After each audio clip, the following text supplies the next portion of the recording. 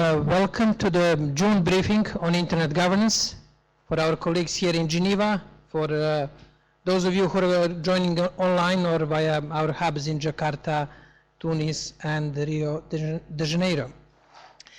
As you probably know, we have a quite historical period initiated by last week Brexit vote. I'm sure that all of you are involved somehow in discussions reflecting on the impact of the Brexit on the broader digital policy.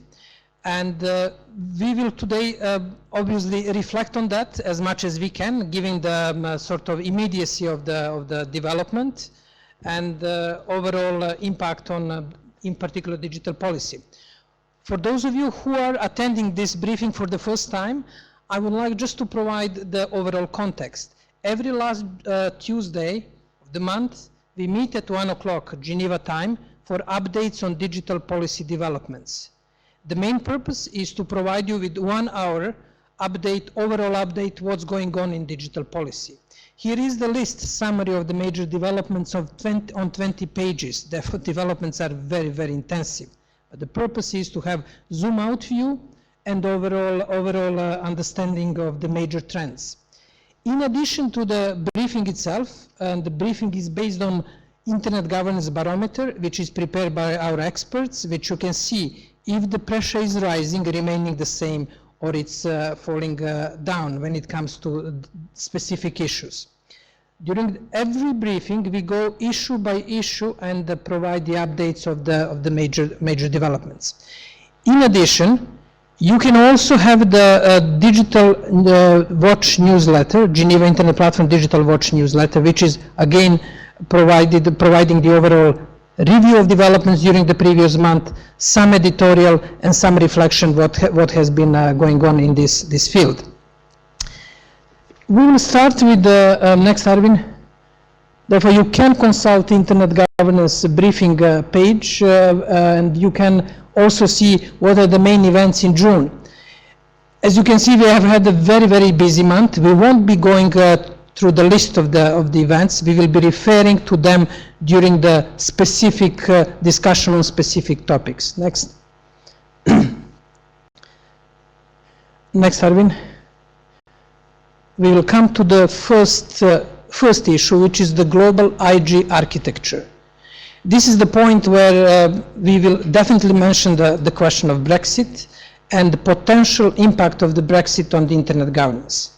So far, based on our analysis, and you can follow the blog post on this, we came to two conclusions. The first conclusion is that it is very unlikely that there will be difficult discussions, Brexit-related discussion when it comes to the digital field, because the alignment of the United Kingdom with the rest of Europe is quite high when it comes to digital issues related to cybersecurity, to the large extent data protection and other digital issues. Therefore, this is sort of good news. A more deeper and profound impact is on the question how the Brexit will challenge the overall globalization and integration paradigm. We have to keep in mind that this is the major political development which is to the large extent, according to many commentators, in a way protest vote against impact of globalization. Now, since the internet is technological infrastructure of the globalization, since through internet we experience the globalization, we can exchange messages, we can access websites on different positions worldwide, it is very likely that there will be increasing pressure from those of you who are critical about the impact of globalization on the question of the internet. And this underlying message, although it's not coordinated, was also echoed in the report of the Global Commission on Internet Governance. The name of this report is One Internet. This report is the third major report which came this year on internet governance issues. First was a report by the World Bank on digital dividends at the beginning of the year. At the same time, we had a report by World Economic Forum on internet fragmentation, and you have now the report of the Global Commission on Internet Governance, One Internet. This report is a result of 2 years long work of one Canadian institution, and the Chatham House, CIGI, from Waterloo in Canada. What is common point for all of these reports, including the last one, which didn't take in consideration, obviously, the Brexit, because it was prepared before and launched before the Brexit? The underlying message is that Internet as a great enabler, as a tool and platform that has been pushing the economic, social, and cultural development, has not been delivering always to the society as we expect. This was a clear message of the World Bank report in Digital Dividends, that impact on jobs, on productivity, even political inclusion is not as optimistic as it is sometimes portrayed into the overall rhetorics. That message is also mentioned in this report. All three reports have, in a way, underlying balance you can now find in any literature on internet governance and digital policy. On one hand, you have great potentials of the internet. On the other hand, you have challenges. I'm afraid that the challenges part is really growing quite fast. Challenges coming from disintegration, question of security, question of discussion on encryption, data protection. Now, in our text analysis of this report, we found 71 mentioning of trust and trustworthy. And this is probably, if you have to choose the keyword of this month briefing, trust. Now, this is good news. Who can have anything against trust? Trust is a positive value, but it is also a bit worrying signal, because trust is rather evasive concept. How to build the trust, how to achieve trust, is not as easy, as operational as we can admit. Therefore, some of our colleagues who was participating in our discussion cynically pointed that when we don't have anything else to propose, we rely on strengthening the relevance of trust. And that was also underlying message in this report. And we'll reflect later on the OECD meeting in Mexico. Trust came again as underlying message. Next field where we didn't have any major development, I would say, was sustainable development. It is, as you can see, equal. We had two major events. One is the first multi-stakeholder forum on science, technology, and innovation for SDGs, arguing basically that we need enabling environment, policy, economic, social environment for the utilizing benefits of technology for SDGs. This is more or less reiterating the message that has been going for some time. Commonwealth ICT ministers also endorsed strategic plan for Commonwealth Telecommunication Organization for the next 4 years, underlying importance of this link between sustainable development and ICTs. Next, Arvin. Much more eventful was field of security, cybersecurity. As you can expect, this is a fast-growing field, and we have up the arrow up since the beginning of the year when it comes to cybersecurity. One major development of the long-term relevance was the declaration by NATO ministers of defense at their meeting of 15th of June that cyberspace should be considered so-called fourth operational domain, in addition to air, land, and sea. It is going to have really important long-term consequences when it comes to the internet security, NATO activities, and activities of other countries. Therefore, cyber is moving into the military doctrines. It has been for some time, but now it is officially moving strongly into military doctrines. Another development coming from London, and which is not a Brexit, is adoption of the Snoopers Charter, which basically requests telecommunication companies to provide access to encrypted material if it is proportional when it comes to the technical complexity and the cost. And this is all the balance that we have been following since the beginning of the year between, on one hand, security, and on the other hand, freedom of expression, privacy with the encryption. And in this case, this balance is slightly tilted towards the request for the telecom companies, technical companies to provide access. In dark web, suddenly we got 33 million Twitter accounts, which should be sold for 10 Bitcoins, which is something like $8,000. And Twitter provided the answer that it didn't come from their website. We don't know where from it came, but they're apparently, we checked with the people who know this field, they're quite authentic, Twitter accounts and passwords and everything else. It's a worrying sign. United States and India made a very busy month when it comes to cybersecurity. The President Modi and President Obama, Prime Minister Modi and President Obama met, and they agreed to draft the joint framework for US-India cyber relations, focusing on cybersecurity. And it's a very interesting framework which goes a bit further than traditional bilateral agreements between the United States and other countries, because it covers the cooperation on technical level of the technical community when it comes to cybersecurity, but also cooperation when it comes to international law and activities of the UN government group of experts. And this is probably one, in addition to NATO declaring fourth operation domain, one of the major developments when it comes to cybersecurity. Could we just finish it, and could you just keep, Richard, the question or we may, the mic is, okay, yeah, that's fine. Let me just, the last point which is interesting is that Microsoft proposed a set of norms for governments when it comes to cybersecurity. I would say this is again conceptually interesting development. For a long time, private companies were trying to keep governments away from cyber as much as it is possible. Now you have a private company coming and saying, okay, we need you basically, we need governments, and we propose the rules that could be useful for governments. Richard, could you make just a brief comment? Richard Hill, please. Sorry, not a comment or question, a point of information. We kicked off this month in Switzerland the campaign, the official campaign, the government did and the opponents did, for the referendum against the surveillance law, which will be voted on 25 September.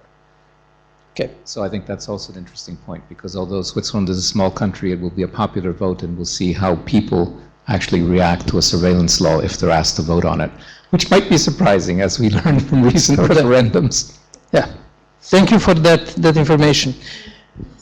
Well, summary for security, constantly important, rising in relevance, moving to the global politics, having more and more bilateral agreements and different cooperation. Next. Privacy, human rights field. The first development is the US-Europe Privacy Shield. For those of you who are new in this discussion, this is the question of replacement of so-called safe harbor agreement. For a long time, US and European Union bridged the different way of regulating data protection and privacy through so-called safe harbor agreement, which means that when European data, where the privacy protection is higher, are in the United States, there should be in a way isolated from US law and in safe harbor having higher level of protection. That concept was basically annulled by the decision of European Court of Justice, and since then European and the US decision makers have been trying to find a new scheme in which they will bridge this sort of difference in the privacy protection. It is extremely important issue because we are speaking about huge flow of data across the Atlantic Ocean, because as you know, 90% of internet searches in Europe are done on Google, many users on Facebook, and the underlying question is this flow of data across the Atlantic Ocean to the servers mainly in the United States. Russia passed a bill as a part of new anti-terrorist law is proposing mandatory cryptographic backdoor in all messengers applications. Therefore, it is requiring all producers and providers of internet services to provide governments with a backdoor. This is again the question like with the Snooper or Apple FBI controversy. Many governments are trying to find the backdoor to the online communication, and in this case, there is a bill which they adopted, and it will request all internet service providers in Russia to provide the access to the encrypted communication through the backdoor. Human rights rapporteur on freedom of expression keeps focusing on online. In his latest report, he proves that more and more of freedom of expression is affected by private networks, and that by platforms created, maintained, and operated by ICT companies and organizations. Therefore, in his report, he's arguing for that strong link between question of freedom of expression, protection of freedom of expression, and the role that private companies and private entities have in this field. Next. On infrastructure, question of the cables, basis of the internet, we have a really worrying signal that only 12% of internet users connect through the so-called Internet Protocol version 6, IP version 6. For those of you who are new in this field, internet has names and numbers. The pool of the numbers, so-called version 4, has been depleted due to the number of the internet users' devices connected to the internet. And it is already depleted. There are no additional numbers to be assigned to new users. It is a really worrying signal, because nowadays, when every car, home appliance, even our clothes will be in a way internet, to some extent internet enabled, the limited number of IP numbers could be a limit. Therefore, internet community created version 6, IP version 6, has been deployed slowly. It wasn't as fast as it is, and today only 12% of the users have the access and can use this facility. European Union plans to modernize European standardization system through a joint initiative on standardization and among other initiatives. Just to provide a bit of a context, European Union has been for quite some time concerned about lack of protection of public interest in standardization processes. As you know, standardization processes are quite open. IETF, which is the International Engineering Task Force, sets the standards for the internet. Anyone can join those meetings. They're quite open and inclusive. But European Union and quite a few other countries express concern that in addition to the openness, we need some other mechanism to protect properly public interest. And the European Union is making this move in this direction. As of January 2017, application in Apple App Store can only use so-called secure connection, HTTPS. S stands for secure connection. Therefore, all producers of apps for the Apple must have it as a sort of a solution. Next. We'll go next. Net neutrality, just a brief context. Net neutrality relates to the possibility of having equal status of different type of traffic over the internet, not having VIP internet and other internets. As you know, earlier this year, European Union adopted the European Parliament, adopted the regulation on the net neutrality, but it contained a bit of ambiguous, some gray zones and ambiguous rules. Therefore, what was done by BEREC is European Union Association of Telecom Operators. They now made some clarification for the national internet and the telecom interpretation of the European Parliament rule. And one, probably the most important, is that zero rating is allowed. Zero rating refers to possibility of the internet companies, such as Facebook, to offer with telecom operators limited access to the internet. It's a big issue in developing countries, for example, in India, which basically banned zero rating service. We have here a zero rating is allowed, but depending on the market share of both the operator and the company providing the free content. That's again, they bit specified European Parliament regulation, but it is still a bit ambiguous. What does it mean, market share? Does it mean if Facebook is dominant in one country that it shouldn't provide a service? Therefore, we'll need probably more further interpretation how it is going to be applied. A big news is that US Appeal Court uphold the net neutrality rules introduced by Federal Communication Commission, and telecom companies are indicating that they will appeal to the Supreme Court and they will challenge this ruling. Again, a brief background: earlier this year, in February, Federal Commission on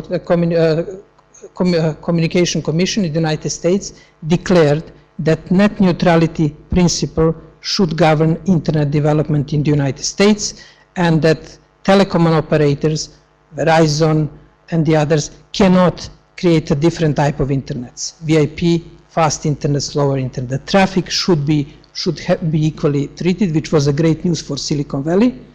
They're strong supporters of the net neutrality. But it was challenging the appeal court, and it seems that there were not sufficient argument to challenge net neutrality principle. Next.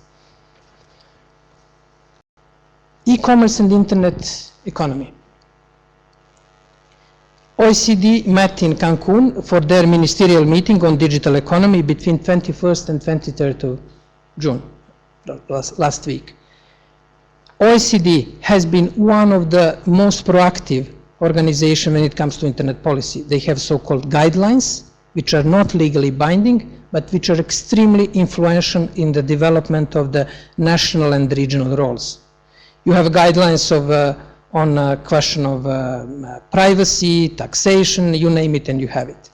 Now they realize that they have to do something. There are quite a few challenges, and they have to do something with the digital economy because it's growing very fast, and they held a meeting in Cancun.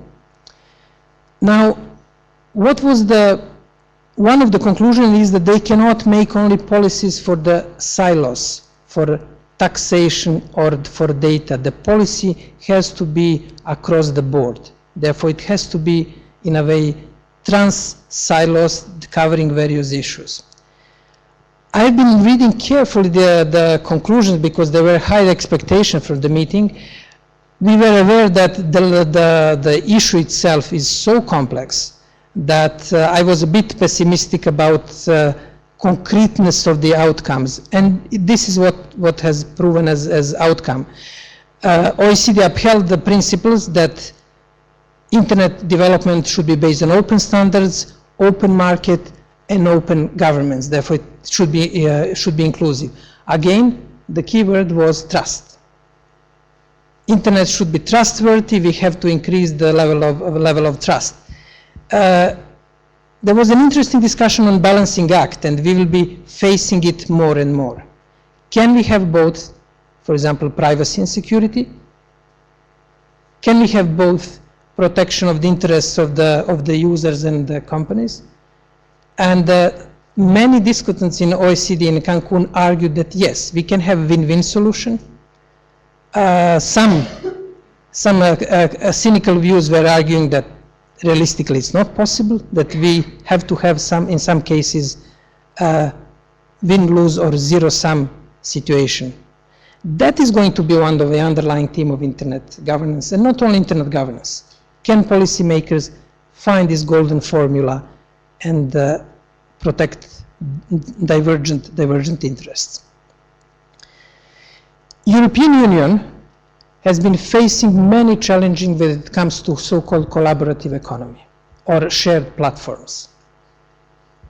I'm sure that most of you are using it. It's a great enabler, but it is Airbnb when we are traveling, or when it's Uber when we are trying to find a flat, Airbnb, or traveling with Uber and other services. I'm sure if you go around the table that most of you have been using these sharing services. This sharing economy poses the real challenge. It is a great enabler. It activates dormant resources like car, which is parked in the garage. But it is also challenging the social and economic relations in societies worldwide.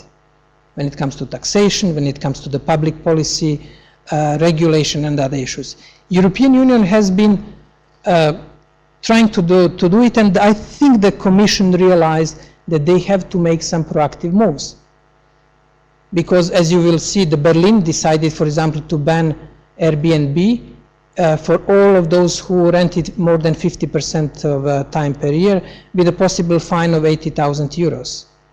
There are discussions in Barcelona. You know what's happened with Uber in Paris, and in Europe, at least, we'll hear from our colleagues in the other continents. There is a big discussion on the shared economy. European Union had to do something. They issued non-binding guidelines on sharing economy, basically saying this is reality. Don't be too harsh. Advice to governments and local authorities. Don't be too harsh. You cannot stop it. Give us some time. We will produce something that should work for both sharing economy and protection of public interest. I'm now summarizing the long paper. You can find the whole narrative in that openness and this, but this is basically the message from European Union.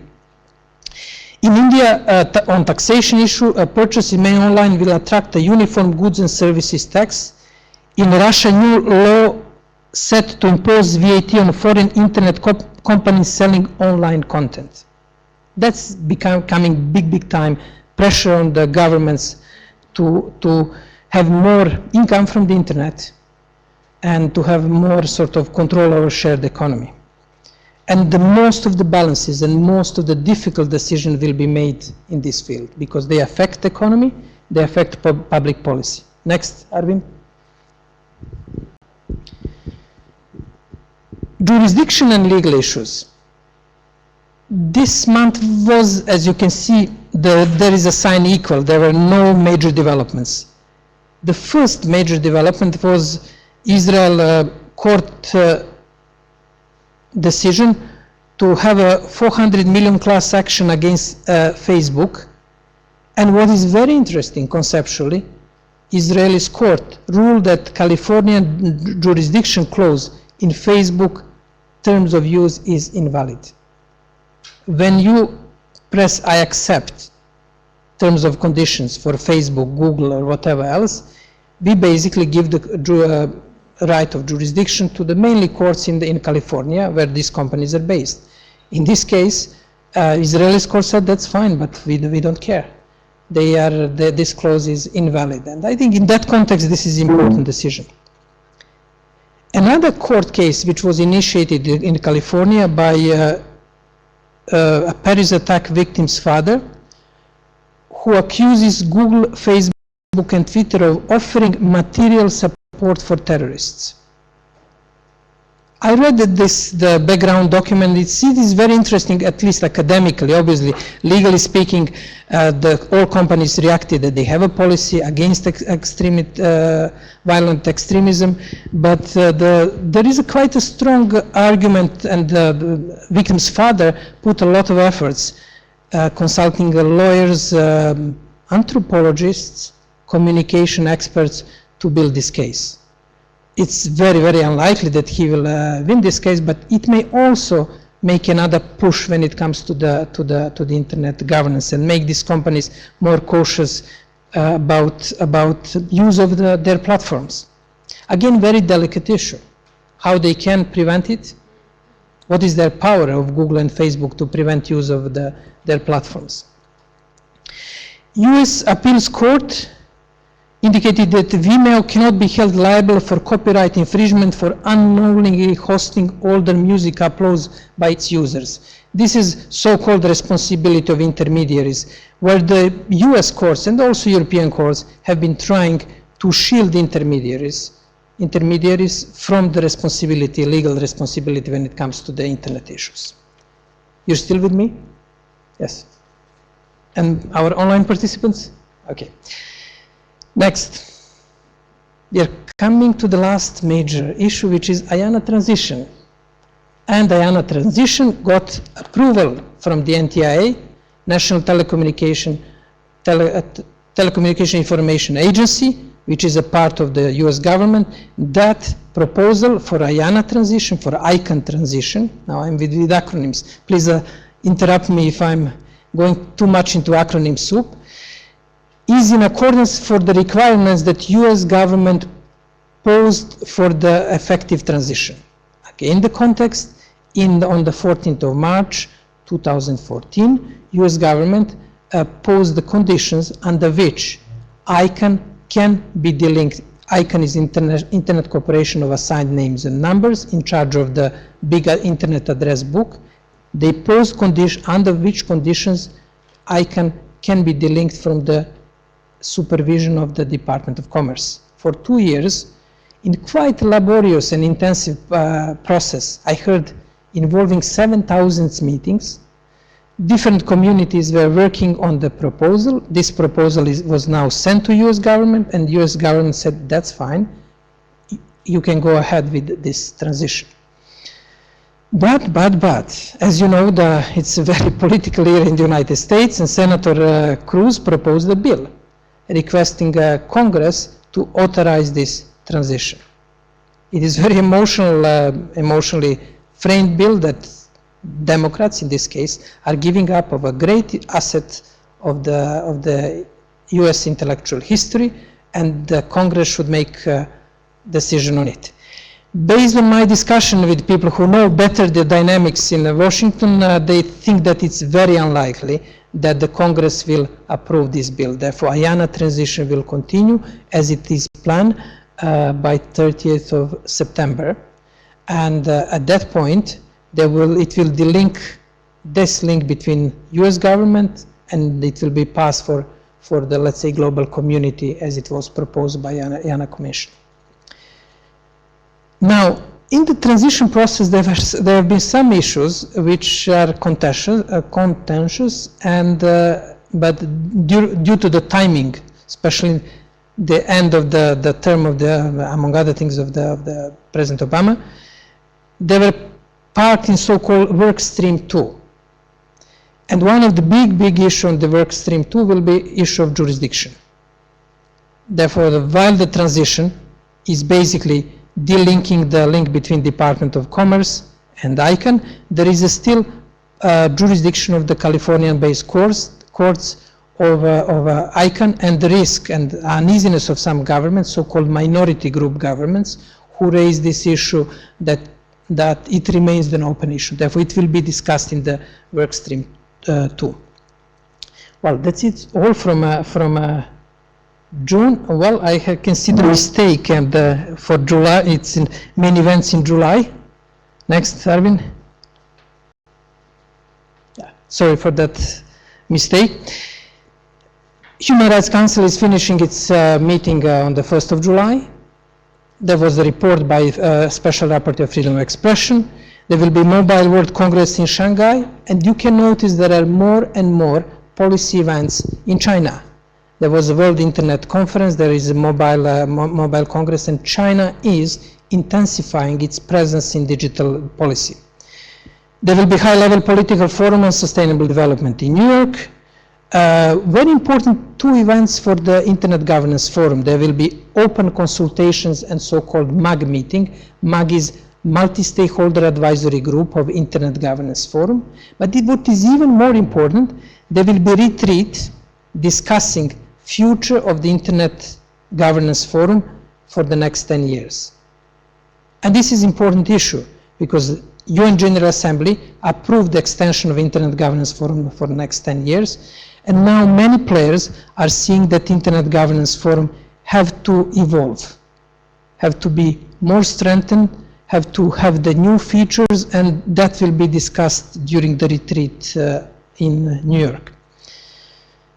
On 30th July, World Smart City Forum in Singapore. Singapore is one of the first, let's say, smart cities with heavy use of the Internet of Things and connection of the Internet. Therefore, they will have, it's natural that they host this summit.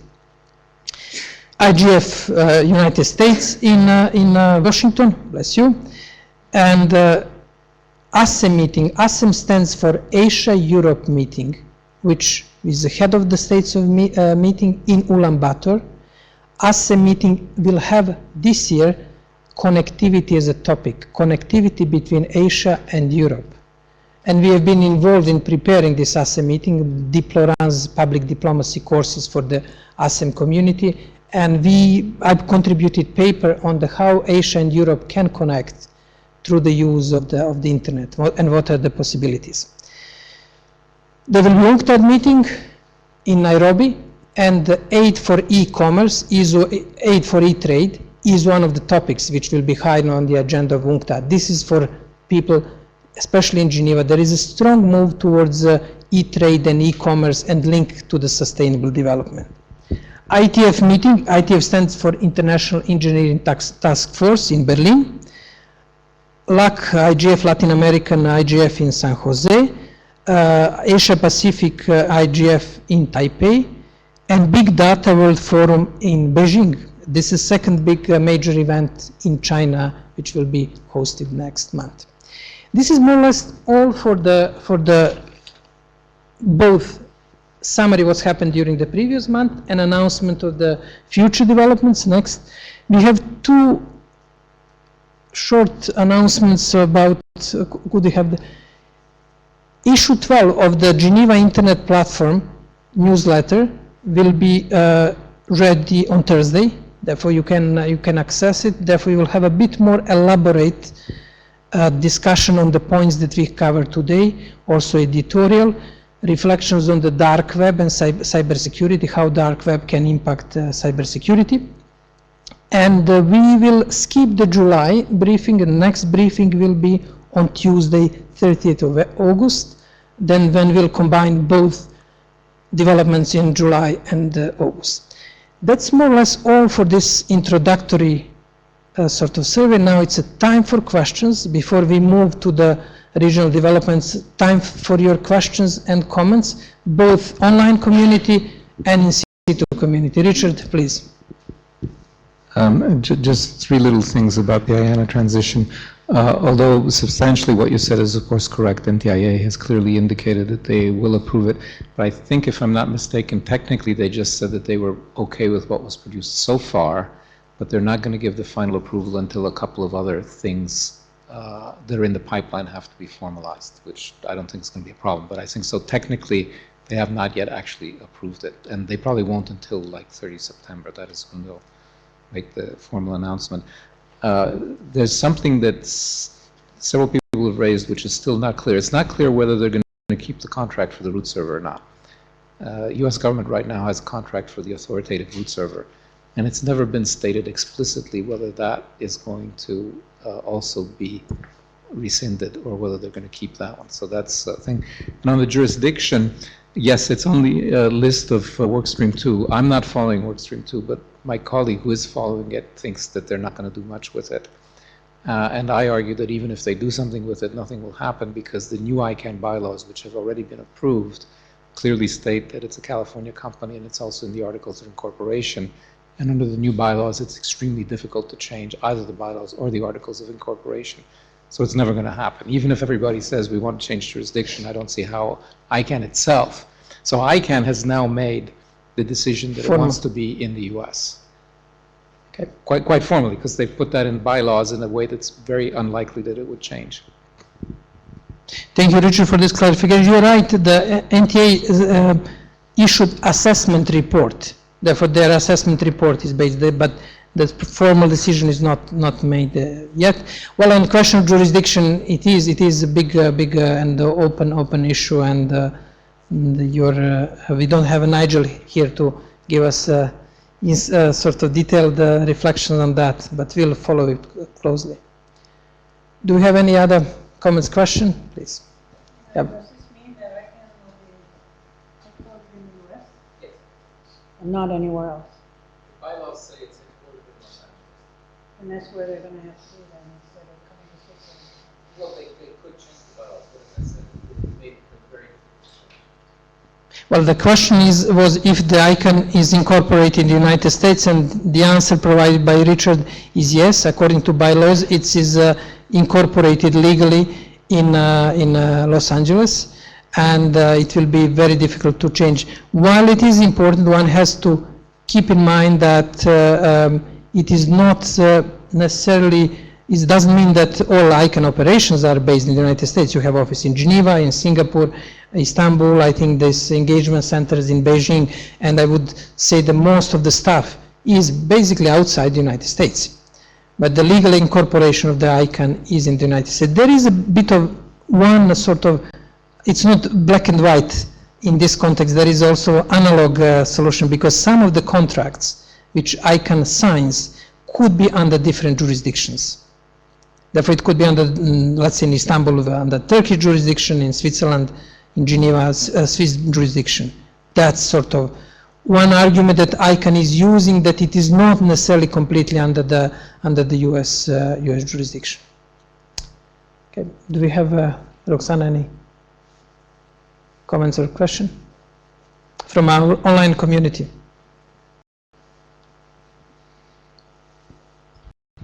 Hello everyone, a big hello also from our 33 participants online. I would like to start with Nigel's quick comment that the working group on accountability... Nigel is still with us. Yeah. Yes, Nigel from ICANN. He made a point about the working group on accountability meeting in Helsinki, in a meeting that just ended last week. And he will give us more information soon about the meeting on accountability there. Then we have a question from Amrita. How do we foresee the jurisdiction issue being addressed in the future in the workstream 2? And another question from Romina from Argentina on the Brexit issue. How do we see the impact of protectionist trends post-Brexit? We see it with the economy. Can we envision something similar for the internet? Thank you. Okay, thank you, Nigel, for for following us from Helsinki. ICANN is meeting right now in Helsinki. Therefore, Nigel is the reason why he's absent from the room today. Regards to Nigel. Second question was on question of jurisdiction. When it comes to jurisdiction, to the large extent, like most of the ICANN-related issues, the major issue is quite symbolic for governments. And symbolic in the sense that ICANN has never, somebody correct me, there was some with Iraq, some problem, but ICANN never misused its possibility to, let's say, delete country from the internet or to interfere with the national domain name throughout the history. My argument is often that it is, to the large extent, the international customary law, instant customary law. And the most elegant solution, which I don't know why it is not entertained, is that just US government and other actors, maybe advisory opinion International Court of Justice, just recognize this customary law. And once root zone, which is basically the most contentious issue, root zone is the top domain where the country's names .ch are listed and the other, could be protected by this international customary law, and it would be at that point outside jurisdiction of any court, including the US California court. This is the most contentious issue, which was in a way brought into the focus by so-called Iran case, where the Iran expat community in the United States wanted to seize .IR in order to get compensation for the loss during the nationalization by Ayatollahs and the other things. And it was quite serious court case. It wasn't upheld in the, it's on appeal, but very, very unlikely that it will be upheld. Especially in California, which has a special law for, but the first one was in California. No, that's a different one. Yeah. The current one was under DC law. Under DC law. Okay. There were some governments ask, okay, if somebody comes and for whatever reasons requests the ICANN to remove whatever domain, what if the US courts decides that there is a reason for that? It is very speculative, unrealistic outcome, but theoretically speaking, it's possible. Therefore, the question is how to protect this top-level domain from jurisdiction from any court, including the US court. And that, I think it will be around for quite some time, whether it will be solved through workstream 2 or other discussion, but it will be one of the hot potatoes in discussion on the ICANN future. Well, okay. Yeah, just on that, some of the, now that everybody agrees that the transition, IANA transition, is probably going to go through, some people have actually gone back and looked at the original green paper and the white paper. And one of the reasons why the US government had a deal with ICANN was to shield it from antitrust and this kind of court case. So every time this kind of court case has come up, ICANN has always argued, but wait a minute, we're just doing what the government tells us to do. Now, after the transition, they will no longer be able to make that argument.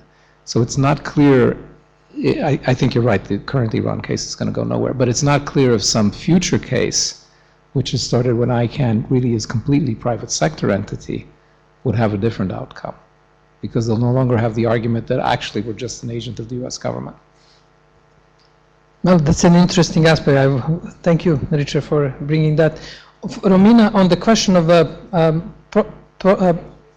protectionist trends, this is possible long-term impact of Brexit as important event. As you know, throughout the history, small developments accumulate, and you have the first rightist or leftist protesting about the development after certain developments. But why Brexit is important? Because it is the major event in the major country which has been shaping the global developments, basically arguing that questioning the globalization paradigm, that half of the society in different ways for different reasons. We are following it. There was manipulation, there were other things, but there was a quite important message that some questions about the globalization should be revisited or handled with care, as World Bank report has also argued. Therefore, that's definitely is going to be an idea that other players and countries and governments will exercise. Suddenly it became possibility, it became reality. And it also makes very important, sends important message for digital policy community gathering online and here around the table, that very responsible, evidence-based and solid discussion has to be made. The time of the hype, of the rhetorics, hiding behind the big statement, I think is over. If we want to preserve one internet and all enabling potentials of the internet, that discussion has to be really engaging, substantive and solid. And that's probably one of the major messages, at least for me, which the Brexit is bringing as alert signal. We have a, Stian, please. Yes, hello. I have a question on your Russia change of laws, where they would impose VAT on foreign internet companies selling online content. So what exactly would they be taxing? I'm just not quite sure how that happens. Is a university journal selling access to its papers, would they be taxed on that? Or are we talking about, you know, when you use Facebook, you don't pay a price for it, you pay in data. So what exactly, how are they going to calculate it is just what I'm trying to get. So if you have any information and details on that, that would be appreciated. Thank you. Thank you. And as you can see, we have three layers. We have the two-pager briefing, we have the sort of slides, and we have in-depth analysis. Now, if I don't find it quickly, I'm going to send a follow-up comment. But knowing the logic on this, knowing the logic of this sort of developments, is that yes, it will probably request the internet companies like Facebook to pay VAT, Russian VAT, for all transactions that involve Russian citizens and entities.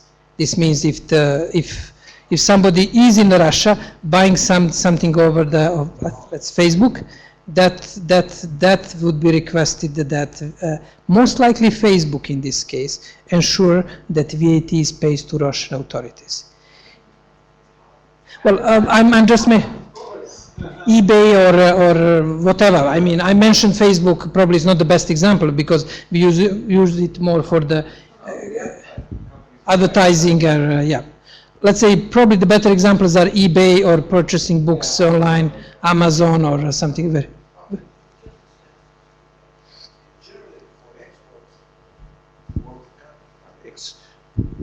When you make an export, you don't pay VAT.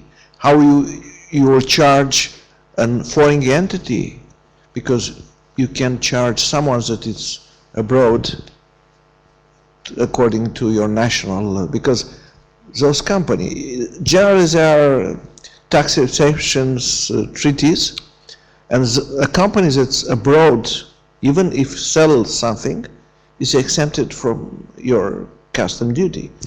Only, maybe will be the user or the buyer will be charged, but you can send a bill outside your... According to Ottawa principle of OECD, yes, you can, seller has... Yeah, well, actually VAT, as far as I can tell, is very most complex bit of tax law that exists. You thought income tax was complicated, try to understand VAT. But for example, in Switzerland, if you buy something abroad, yeah, you do as the individual end up paying the VAT. But to see, they can impose it on the company. They can say to the company, if you want to ship it to Switzerland, then you have to collect the VAT and send it to us. Now, the company doesn't have to do that.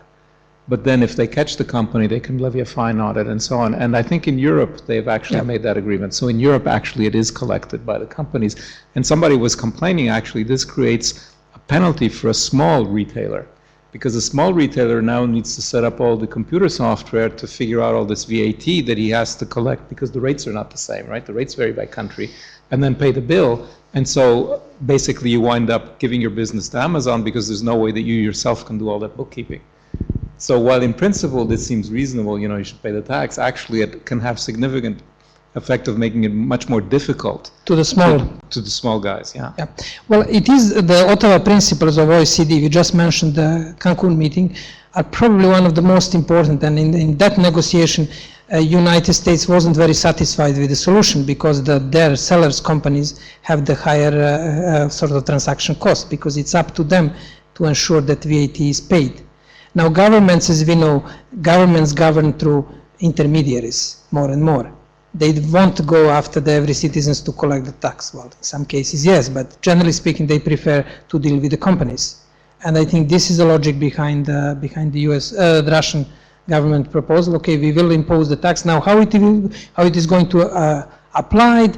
They can introduce fines if companies are not observing it, and there are different ways. We'll send you more detailed analysis in the follow-up. Well, if you don't have any other question, I would like just to... okay. Now, the thing that you see, both the UK and Russia, although the Russian one is more drastic, have adopted kind of the same idea. If a service provider is encrypting, then the law enforcement authorities can ask the service provider to decrypt. But that doesn't do anything against end-to-end encryption. So if I encrypt, for example, using pretty good privacy, they can't do anything about that, except try to make PGP illegal, but that's difficult. Now, the only thing stopping people from doing that is that it's not that easy to do, although the techies tell you it's easy to do. Well, having just done it, let me tell you, it's not all that easy to do. On the other hand, it's doable. Okay, if anybody knows something about computers, within about 1 day, you manage to figure it out and get it working. So actually, if you really want undefeatable encryption, right now, there's no government that's attempting to prevent that. And there's several techniques. You can buy paying software, and it's not that expensive. Like for $100, you get a package, and then it works, you know, and you don't have any hassles. The one I did was free. So when it's free... You mean Proton and Silent Circle? For example, yeah. And even there are lots, McAfee, I think it was, sells a product. Symantec sells a product. What I did is using open source software, so it's quote unquote free. It's not free because it took me 8 hours, but you know, but I didn't pay any money. But if I wanted to pay $150, I'd get a complete plug-in for Outlook, which implements encryption that supposedly nobody can defeat. Okay, thank you for this update. Therefore, the next step probably for some governments will be how to decrypt the encryption used by end user, by private user, which doesn't involve the entities, sort of in between. Okay. Okay. Good.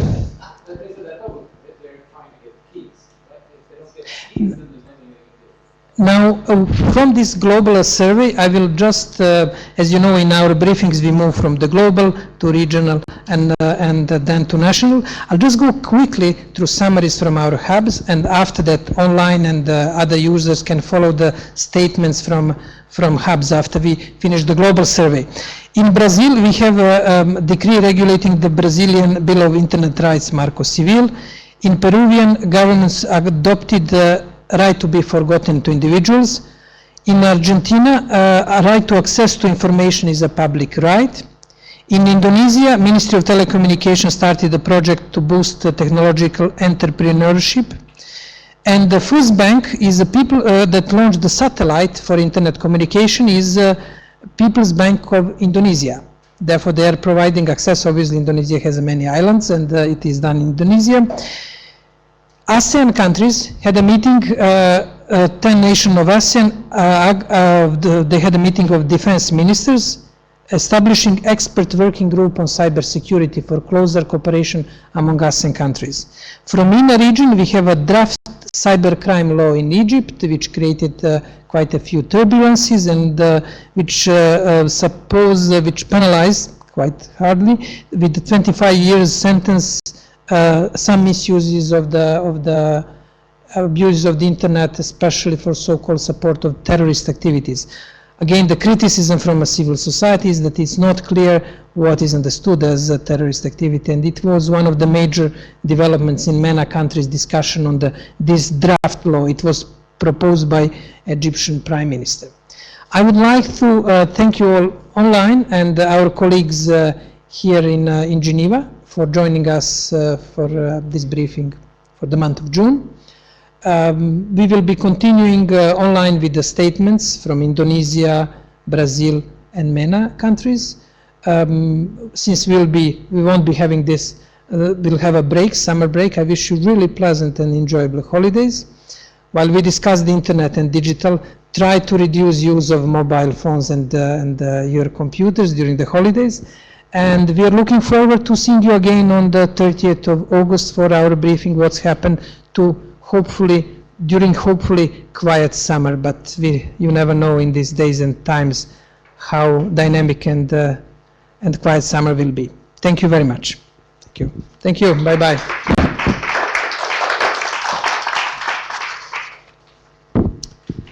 Okay, we have some time for refreshment and. Good morning, Jovan and everyone. So over the past month, we have some interesting development here in Brazil and in Latin America with regard to digital rights. We had the approval of the decree regulating the Marco Civil 1 month ago that had some very interesting new elements for the juridical system in Brazil. The decree regulated the net neutrality exceptions, data protection online, and the implementation of the Marco Civil. It was particularly interesting to see that the decree explicitly banned paid prioritization and all the commercial practices that can jeopardize the open and unrestricted nature of the internet. So this has been used as an argument against zero rating, highlighting that zero rating, according to the regulation and also according to the Marco Civil, is actually not to be considered as legal. And also it has been used as an argument against data caps in fixed internet. A couple of weeks ago there was a public hearing at the chamber in Brasilia, where some heated discussion was triggered by the possibility of data caps being introduced in fixed internet, and particularly by the possibility that Anatel, the regulator, will decide on this. Indeed, some opponents of these practices highlighted that according to the Marco Civil regulation, Anatel is not the only body that will have to decide, but the Marco Civil regulation says that Anatel has to follow the guidelines of CGI, the Internet Steering Committee. So this is actually a quite unique model where a regulator has to follow the guidelines defined by a multi-stakeholder body, and we will see in the forthcoming weeks what will be the outcome.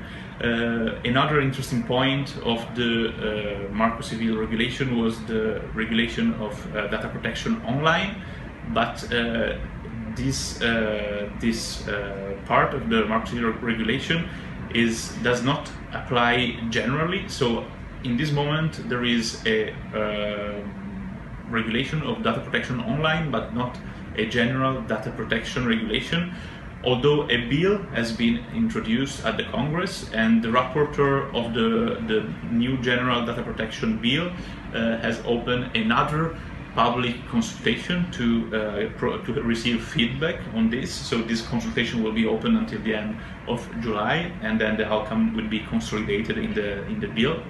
And last but not least, speaking about data protection, our partners of HIPAA Derecho in Peru highlighted that the Peruvian Data Protection Authority took a decision granting the right to be forgotten to Peruvian citizens, and also to all the entities that are established in Peru and will have the possibility to ask to search engines like Google to delist personal information concerning them personally.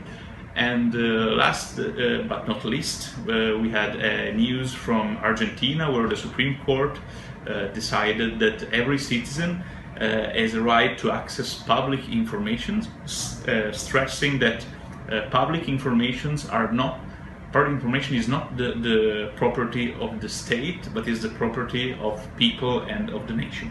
And with this, we finish our monthly contribution. We wish you a very good debate, and speak to you next week.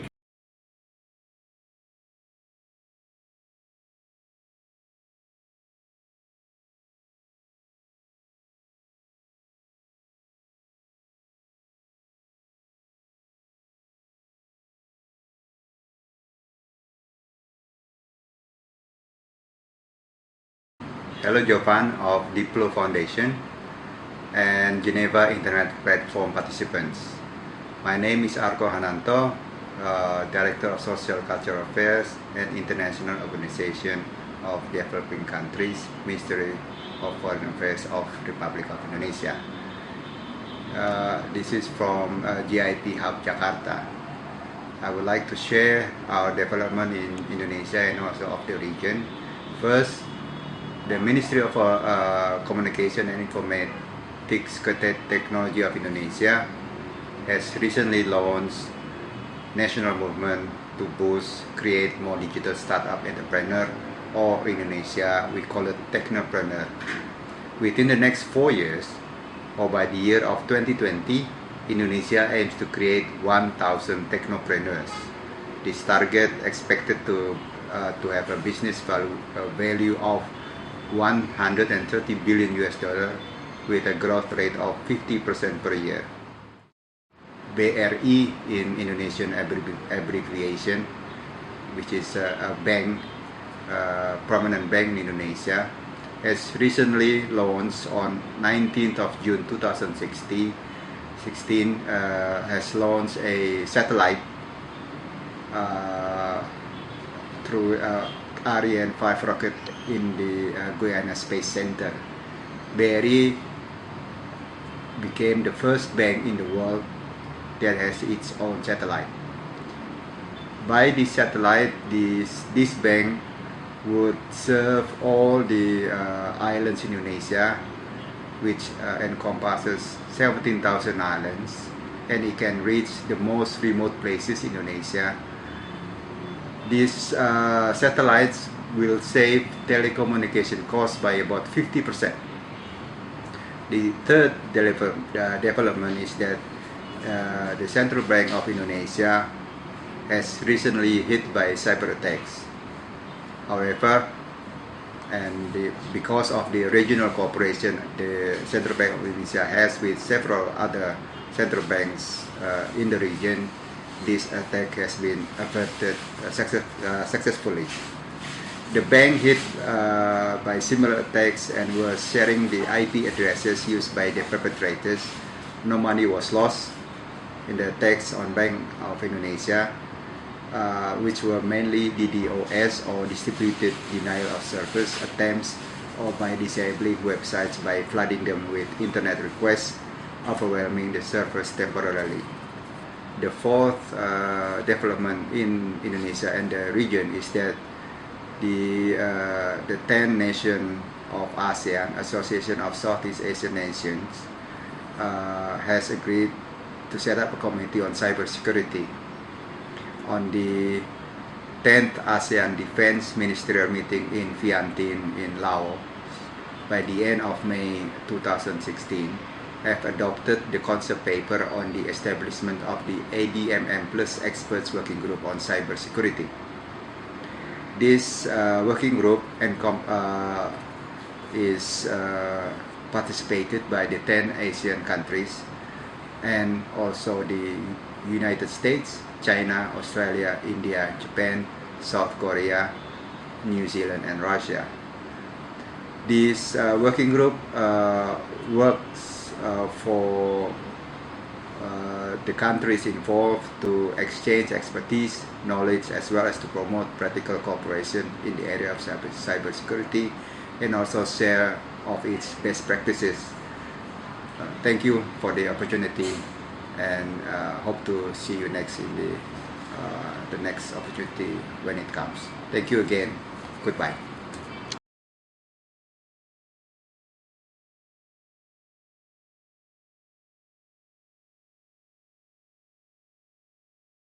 Geneva Hub, June 2016. Topic: the cybercrime law in Egypt. On last May 2016, the Egyptian parliament started working on a new project. A draft of bill related to cybercriminality, submitted by Prime Minister Tamer Shihawi, in which he states new sanctions to a number of illegal crimes and practices on the internet. Shihawi's suggestion came as a reaction against what he called chaotic and individual violations on the internet. He justified his proposition by the fact that this law aims to protect national security, insisting that the constant threats to Egypt's national security are mostly and more importantly occurring on the cyberspace and through modern technology. He then highlighted the obligation of the state to take strict measures to counter these threats, in order to protect what he called oblivious citizens. Different points have been highlighted in this version of the text, excluding the criminalization of electronic acts such as electronic fraud, creating websites to encourage terrorism, or the transfer of information. This new legal text provides penalties such as blocking websites or cancellation of their licenses by court orders. But most importantly, the penalties that go from imprisonment for several months to life imprisonment or death penalty. The bill mandates a life sentence of 25 years for anyone, I quote, who creates or uses a website with the aiming to establish a terrorist entity, promote its ideology, exchange its assignment or funds, or provides money or explosives to the benefits of such entities. But there is no clear definition of what is a terrorist entity. The law also stipulates 3 years imprisonment or a fine of 2 million Egyptian pounds, it's about $225,000, for any service provider that fails to comply with the criminal court decision to block certain websites or links. The sentence goes from life imprisonment to death sentence, with a fine not exceeding 2 million Egyptian pounds. It is $2.25 million. The Association of Freedom of Thought and Expression, AFTE, the Egyptian Initiative for Personal Rights and Support of Information Technology Center, said the bill would affect the rights and freedoms of all internet users in Egypt. They published a report on the bill titled Antagonizing Technology. In their report, they stipulate that the draft of law consists of most partial articles that are poorly worded and vague. The right group said that in their statement it would also hurt the country's economic, social, and political robustness. For instance, they described Article 11 to 13 as in the bill as the most dangerous, imposing extremely hard penalties, including rigorous prison sentence and high fines for anyone convicted of committing public order crimes online. That's the end of the web. Thank you.